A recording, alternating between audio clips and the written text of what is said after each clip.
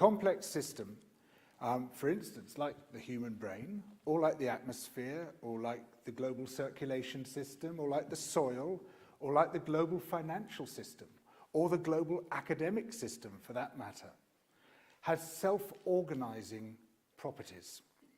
You can't predict how it's going to behave just by looking at its components in isolation, because they self-organize. One of the outcomes of this self-organization is that complex systems maintain an equilibrium state within certain external parameters. So within a certain range of stress applied to those systems, they will effectively absorb that stress and through their self-organizational properties maintain stability, maintain more or less an equilibrium state.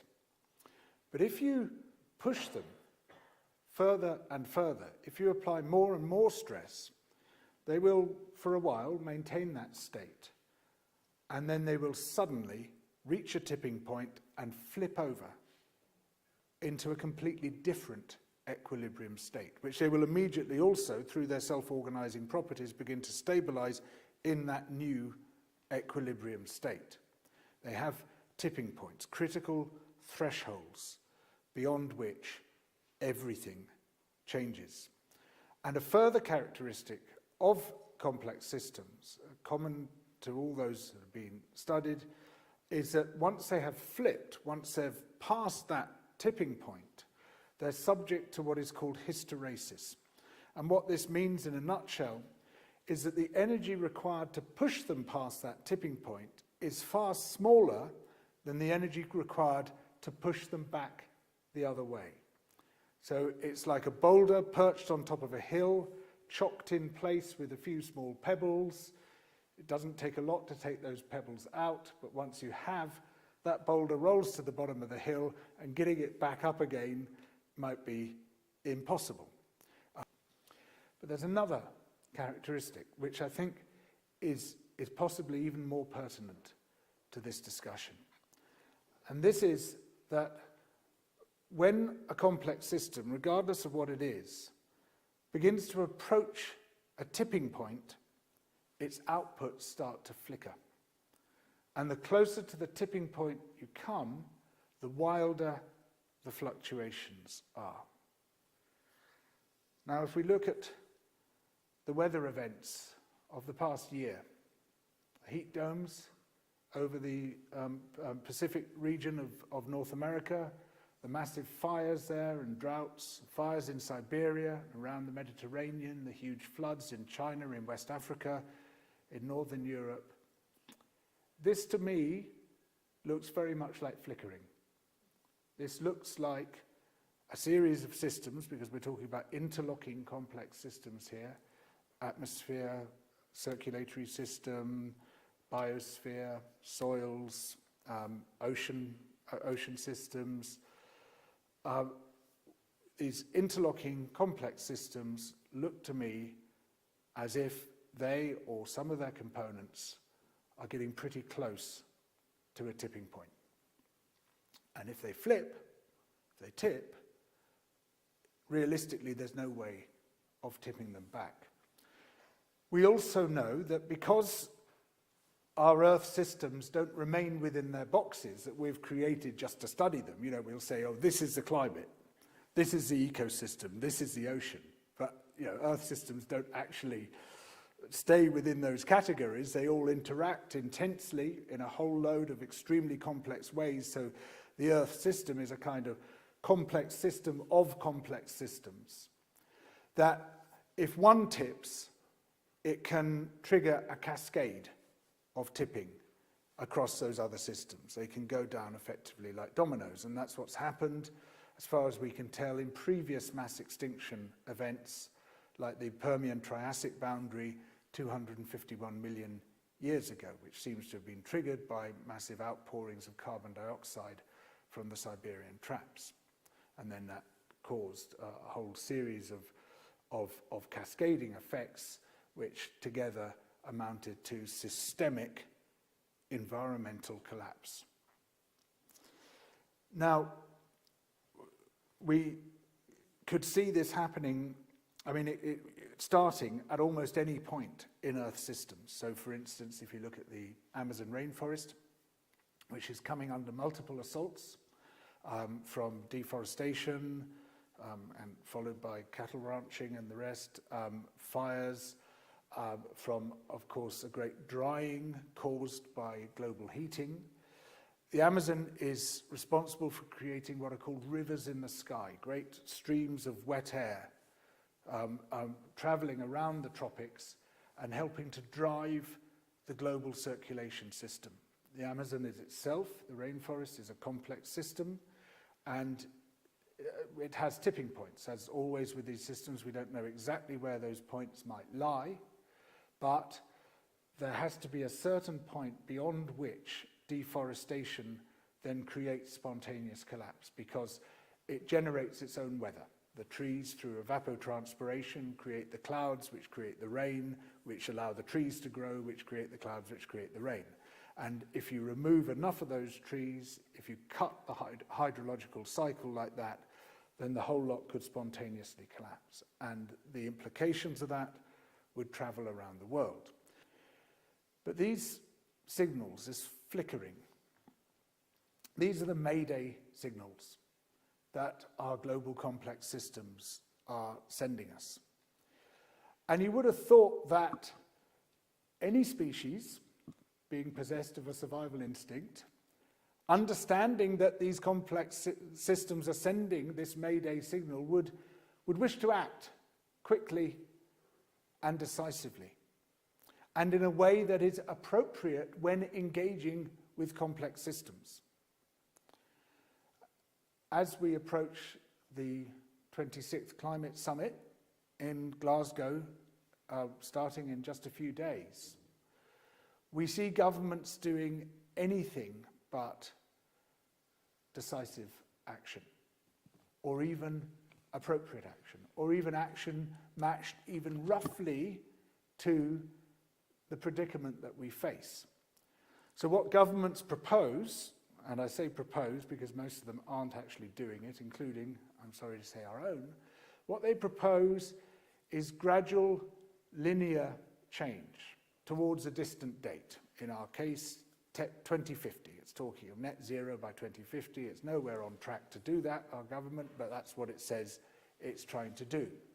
Gradual linear change in order to prevent a complex system from passing its tipping point. But complex systems don't respond in gradual and linear ways. But there's no obvious connection between gradual, linear, incremental change in the stress levels which we're applying and the response of a complex system, which does not behave itself in gradual, linear, and incremental ways. Especially when that complex system, or system of systems, could be coming close to its tipping points. The only appropriate response is sudden and drastic change. Suddenly and drastically stopping the levels of stress that we're applying to that system, which could tip it past that point. So I guess the central question of my talk this evening is, why aren't we all out on the streets demanding that sudden and drastic change? I mean, it's not impossible. It's not that we've never done sudden and drastic change before. Look at what happened when the US joined the Second World War on the 8th of December 1941, the day after the Japanese bombed Pearl Harbor. Franklin Roosevelt went to Congress, requested a declaration of war, and got it on the 8th of December. And within an extraordinarily short period, the whole economy and the whole of society were transformed by determined and decisive action. He radically reorganized government and radically reorganized society. To give you just a hint of this, between 1942 and 1945, the US government spent, in current dollar terms, more money than it spent between 1789 and 1941. I mean, isn't that extraordinary? You know, they tell us, oh, there's no money, we can't do it. It found more money in those 4 years, 42, 43, 44, 45, than it had found in current terms between 1789 and 1941. And it's just the most extraordinary thing. And then, you know, it raised the military budget 42-fold. It banned car production at the beginning of 1942. There were no cars manufactured until 1945. Men went in with jackhammers, hammered the massive equipment out of the foundations of the car factories within weeks. They had new assembly lines in those factories, completely new machines, turning out fighter planes, turning out artillery pieces, turning out amphibious landing craft, turning out munitions on a monumental scale. I mean, soon it was producing more of all of those things than Germany, Japan, Italy, and the UK put together. And we all know that when the US joined the Second World War, with that decisive force, everything changed. It's entirely plausible. And it changed the whole of society as well. You know, everyone had to behave in radically different ways from then on, and people were prepared to do that. So sudden and drastic change is entirely possible. You know, and this was before the digital era, which has made everything faster and everything easier, theoretically. So why aren't we demanding it? Well, I think there's two fundamental reasons. The first is that the public understanding of our climate and ecological and general environmental / Earth systems crisis is perhaps the biggest failure of public information in human history. If you buttonholed someone in the street and asked them even the most basic questions, like name more than one greenhouse gas, for example, or what is the current level of carbon dioxide in the atmosphere? I mean, the most basic questions about the most fundamental issue that we face, the existential crisis we face, the greatest catastrophe humankind has ever confronted. Questions as fundamental as who is the German Führer in 1941. Questions as fundamental as name more than one Allied power in 1941. That's how fundamental these questions are. The majority of people would not be able to answer them.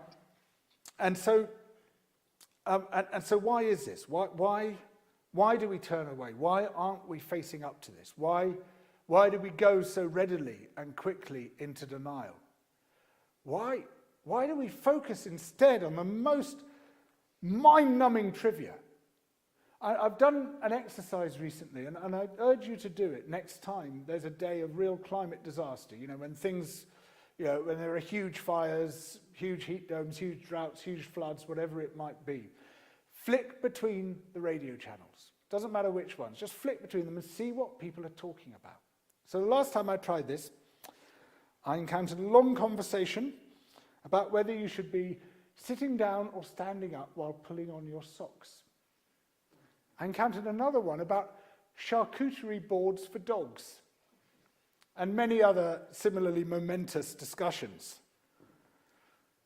And then I turned to the news channels and thought, well, you know, this has got to be central to the news channels. But no, it was all the same, basically court gossip, which passes for political coverage. You know, who's in, who's out, who said what to whom. Skating constantly over the surface, stuck in the surface film, and not looking below, not looking at these existential crises that we face.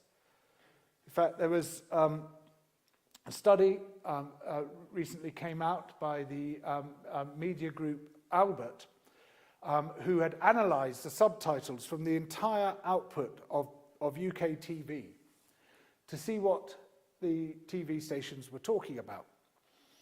And they discovered that cake was mentioned 10 times as often as climate change. In fact, banana bread was mentioned more often than wind power and solar power put together. Scotch eggs were mentioned more often than biodiversity. Now, I'm not saying the media is society.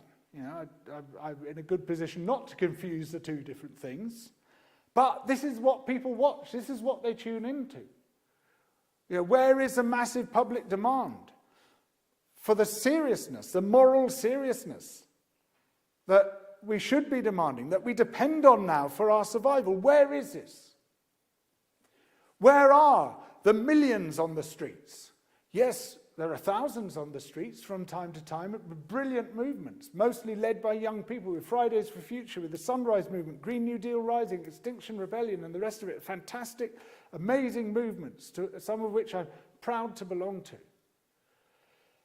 But we're tiny in number by comparison to the size of the population, and we tend to be drawn from just particular corners. Where is everyone? This is a question I keep asking. Where is everyone? I mean, wake up. We are facing the greatest catastrophe ever, an existential crisis which could wipe us off the surface of the earth, together with most of the life forms with which we share this wonderful planet. And here we are worrying about whether you should sit up or sit down or stand up while pulling on your socks. Now, I'm not saying that this is a conscious decision. I'm not saying that people on the radio are thinking, quick, let's talk about charcuterie boards for dogs. It's a subconscious reflex which tells us far more about ourselves than our conscious decisions do. And what is this reflex? What is it that's telling us not to pay attention, not to challenge the way governments are responding, not to challenge the systemic causes of these crises that we face? But there's something about the human brain which lets us down. It's a kink in the human brain, this instinct to obey.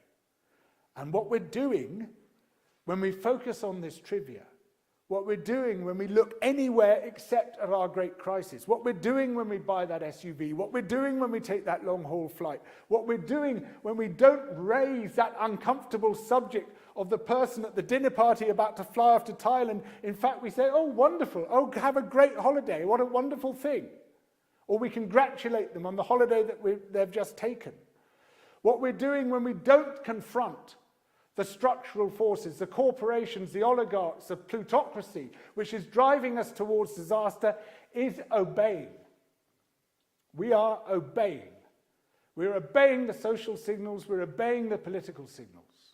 We would rather face planetary collapse than the social embarrassment of raising these awkward subjects. We would rather face planetary collapse than the political trouble of going out on the street and the problems that might cause in the workplace or at home or with the police, whatever it might be.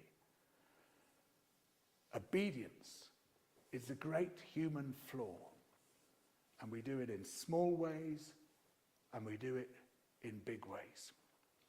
And part of this obedience is not looking below the surface, is obediently keeping our eyes on the little stuff that surrounds us and not seeing what lies underneath that little stuff. So what would we see if we look below?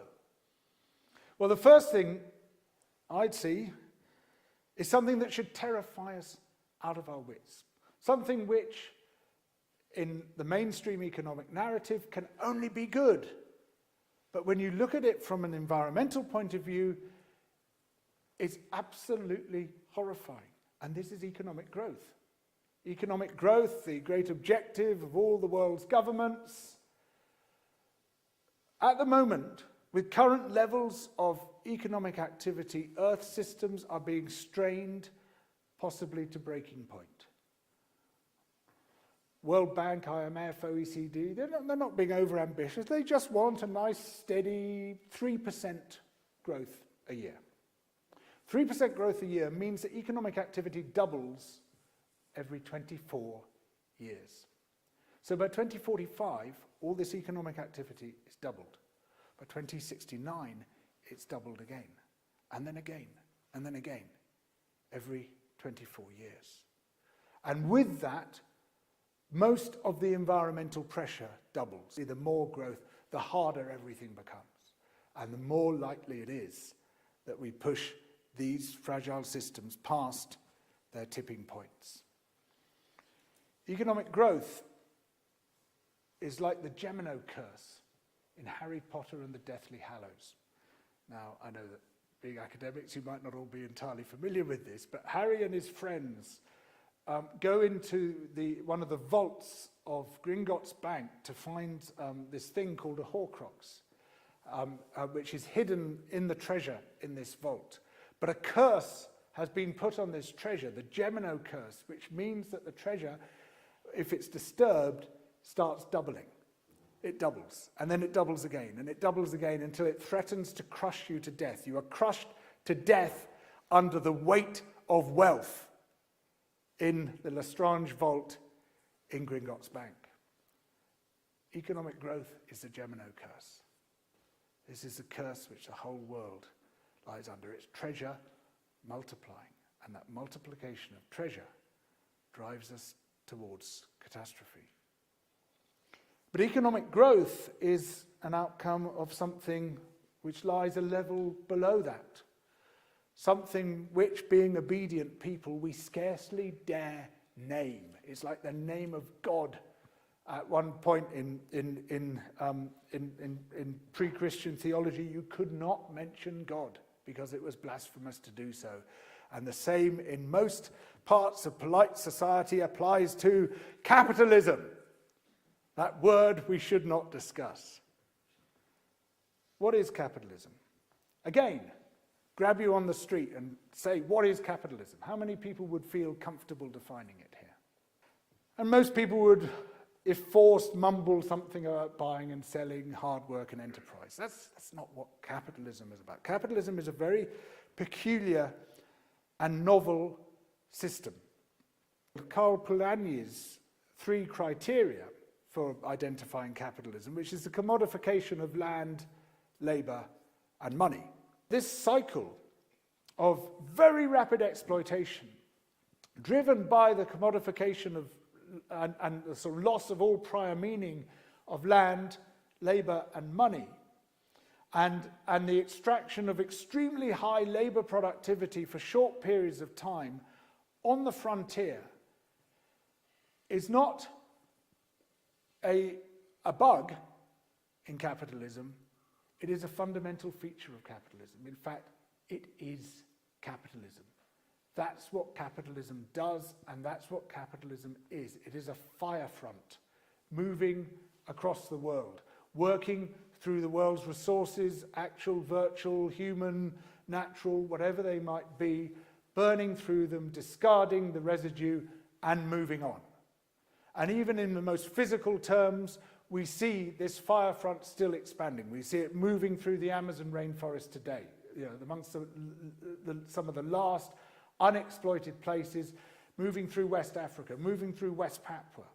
The last unexploited places literally being burnt up in front of our eyes. But they're running out of new frontiers, even the physical frontiers, so they're going to the deep ocean to mine the minerals there. Jeff Bezos and others are talking of going into space to mine the minerals there. And the firefront, the many firefronts which capitalism has lit, are now converging into a global firefront called systemic environmental collapse. It is not a bug, it is a feature. This is capitalism. Environmental destruction is a fundamental and intrinsic feature of this system that governs and constrains our lives, this system we scarcely dare discuss.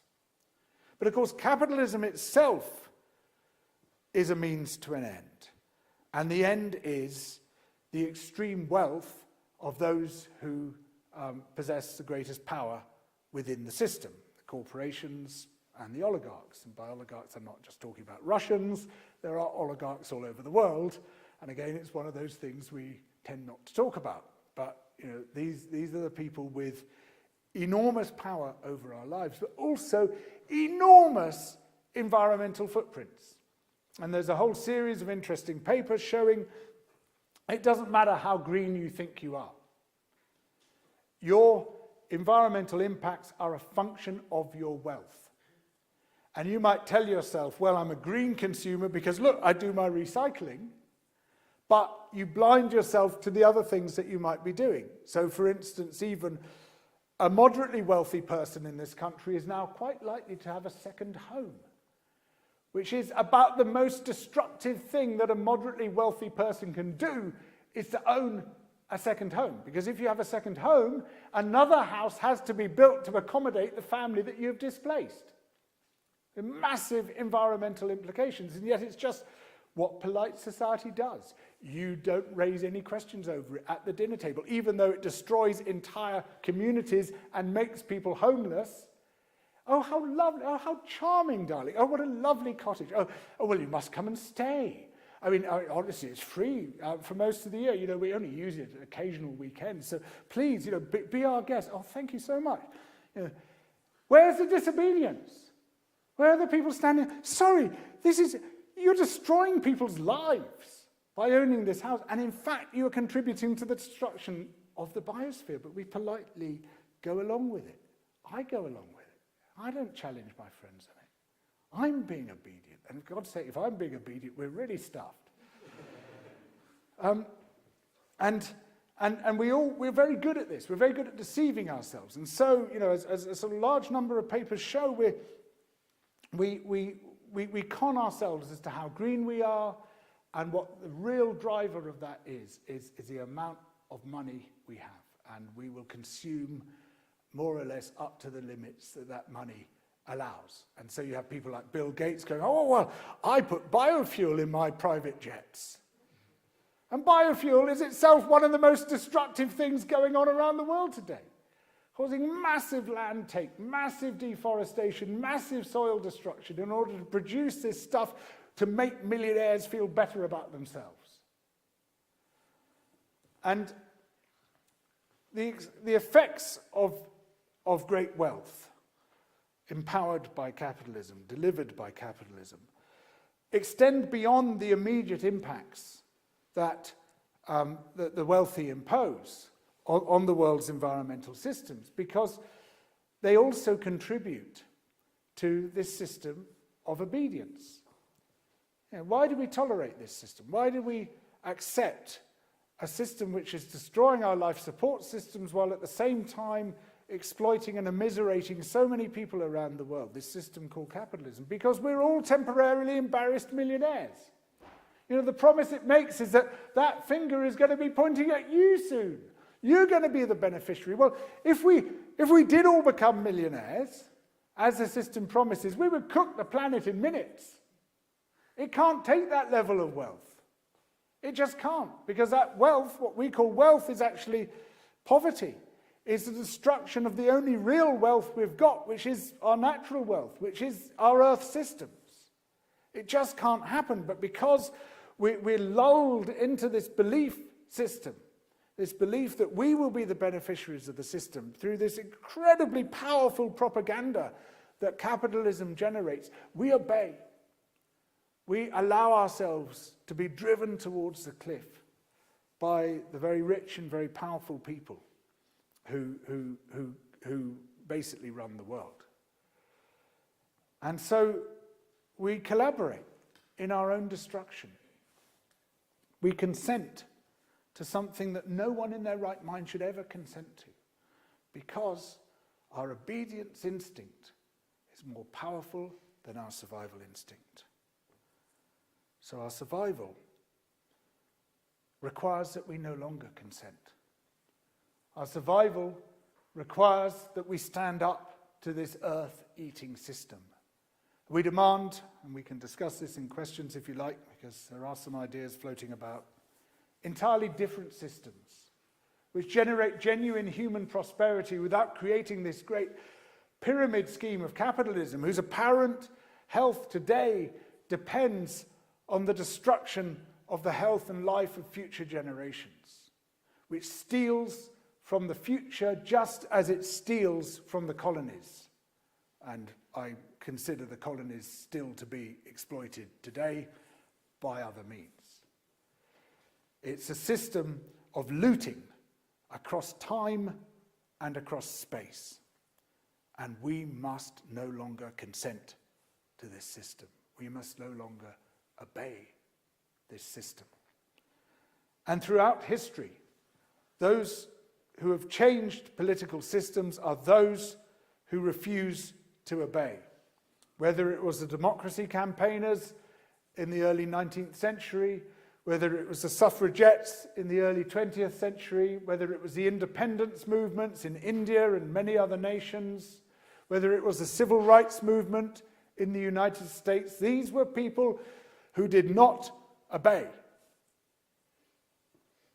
And now we see powerful movements, far too small, far too few in number, but morally and intellectually powerful nonetheless, such as Fridays for Future and Extinction Rebellion and Green New Deal Rising and Sunrise Movement, coming up around the world, who understand the most important lesson from history, who understand the fundamental thing that should be in the front of all our minds.